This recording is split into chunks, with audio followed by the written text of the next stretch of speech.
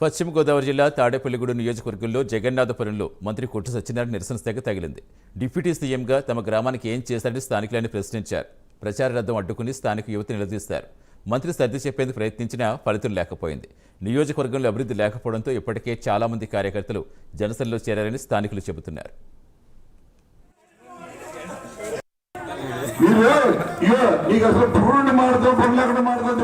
అసలు అంటే నువ్వు చంద్రబాబు నాయుడు మంత్రాడంటావా?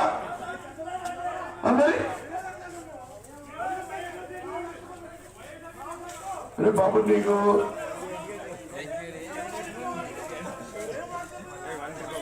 ఏమో తమ్మా మధ్య సచ్చలేనా?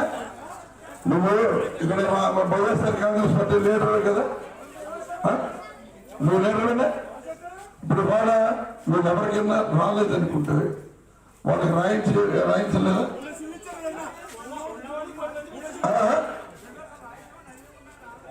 ఉన్నాయా? యువపతి ఇప్పుడు ఇస్తారా? రాత్రి ఉంటే మరి ఇస్తారు కదా, ఇచ్చినప్పుడు కన్నప్పుడు వాళ్ళ కాలంలో తగ్గేసుకుంటారు కదా.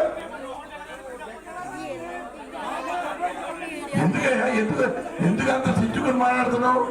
నువ్వు అలా చెప్పేదినప్పుడు నువ్వు అడిగే పద్ధతి కాదు.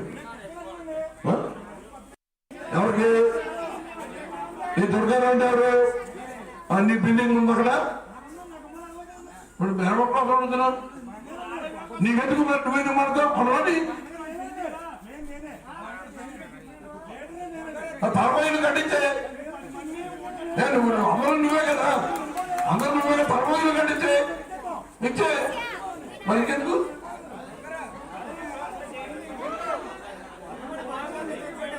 ఎవరైనా రానాడు ఎవరన్నా ఉంటే నాకు కూడా వచ్చేలాగా చేయండి అంటే తప్పలేదు. కానీ నేను గాలికి తప్పలాడతారు, ఇచ్చేవాళ్ళ దగ్గర తప్పలాడతారండి మీరు.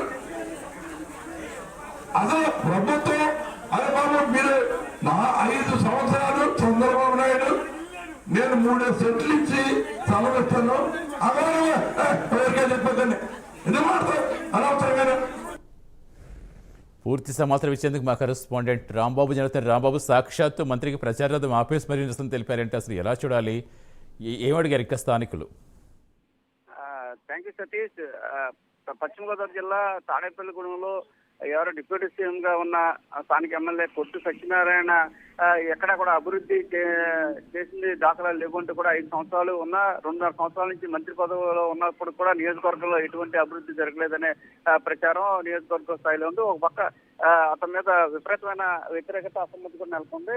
ఒక పక్కన చూసుకుంటే జనసేన అభ్యర్థి బొలిశెట్టి శ్రీనివాస్ కూటమి నాయకులందరినీ తెలుగుదేశం బీజేపీ నాయకులతో ముందుకు వెళ్తున్నారు. తాటిపల్లిగూడెం నియోజకవర్గంలో జనసేన అయితే మంచి జోరుగా ఉందని కూడా చెప్పుకోవచ్చు. రోజు రోజుకు కూడా చేరికలు పెరిగిపోతున్న పరిస్థితి. ఈ నేపథ్యంలో ఒక పక్క చేరికలు ఉండగా మరో పక్క ఎవరైతే తాడేపల్లిగూడెంలో డిప్యూటీ సీఎం గా ఉన్నాడో కొట్టు సత్యనారాయణకి రాత్రే జగన్నాథపురంలో అయితే పూర్తిగా నిరసన తెగ అయితే తేలింది.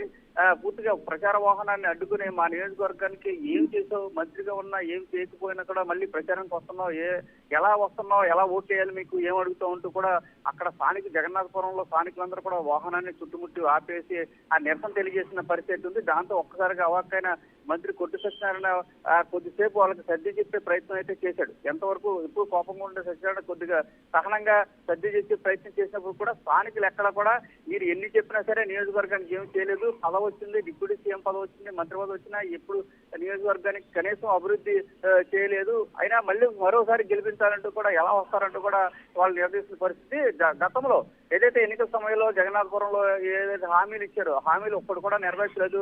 ఇచ్చిన హామీలు నెరవేర్చకపోగా మంత్రి పదవిని పట్టుకునే కేటాక్స్ రూపంలో డబ్బులు అయితే వసూలు చేస్తున్నారు. కానీ ఇప్పుడు అయితే అభివృద్ధి అయితే ఎక్కడా కనిపించట్లేదంటూ మరోసారి ఎందుకు వచ్చారంటూ కూడా వాళ్ళు నిరసన తెలియజేయడంతో కొద్దిసేపు అక్కడే ప్రచార రథం మీద ఆగిపోయి వాళ్ళని సర్ది చెప్పే ప్రయత్నం మాత్రం కొట్టు చేశాడు.